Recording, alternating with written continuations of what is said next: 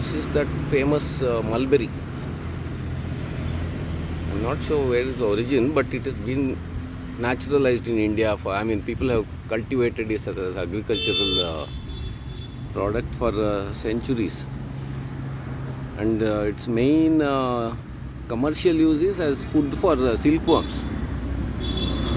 So, in the silkworms, the common silk, whatever we all buy, saris and all, that one, those larvae need this leaf to eat.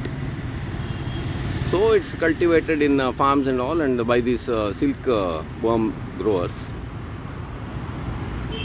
And apart from that, it has very delicious fruits. In the early stage, it is green. Then it becomes red, and then finally it becomes dark purple, soft, squishy, sweet and sour and delicious. And this is a good plant to attract birds, and also children love it. In my childhood, my neighbor had this plant, and I remember every day going and hunting out those juicy black fruit. And also these mynas, all kind of birds come. And it's hardy, it can be propagated from cuttings.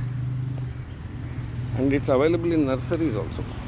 So, this is a great small shrub.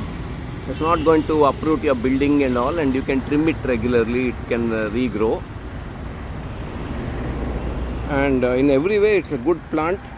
So if you don't have it, or if you have space, you can get one or two at least, and it will fit into smaller gardens also.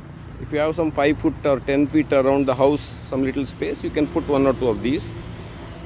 They're green, they clean the air and all, and then also you can enjoy the fruits, and whatever you leave it on the tree, that will be eaten by the birds.